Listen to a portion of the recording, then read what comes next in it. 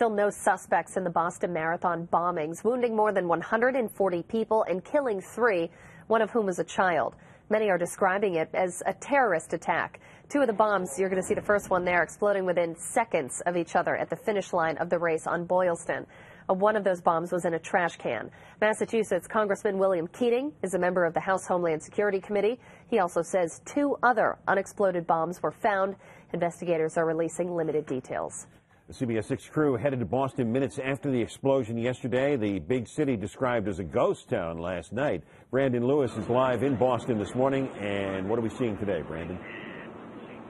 There's still very quiet streets here. We saw the T stations on our way over here to Copley Square that were empty. Streets empty mostly. The traffic here is from media, local police, federal police, and also National Guard. In fact, you can see many of them behind me here at Copley Square. We're a few blocks from where the explosion happened, and this area has been on lockdown ever since, more than 12 hours afterwards, and many of the streets continue to be empty in this area. Last night, we saw members of just about every local and federal law enforcement agency on the scene here. The FBI took over the investigation, calling it a potential terror investigation, though President Obama stopped short of using the word terrorism.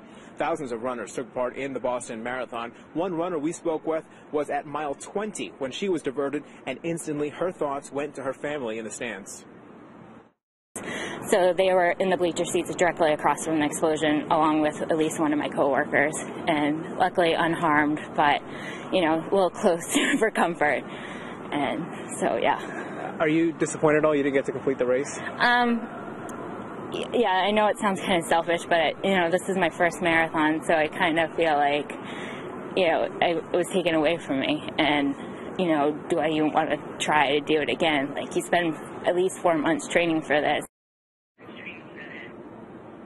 Now, police are scheduled to give us another update at 9:30. We expect to learn the status of the investigation and if they're any closer to figuring out just who was behind these attacks. Obviously, this doesn't sit well here with many Bostonians. We'll talk about that coming up in the next half hour. Live in Boston, Brandon Lewis, CBS 6 News. All right, Brandon, thanks for that.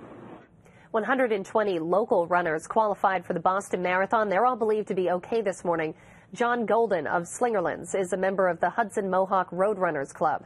He finished the marathon about an hour before the explosions.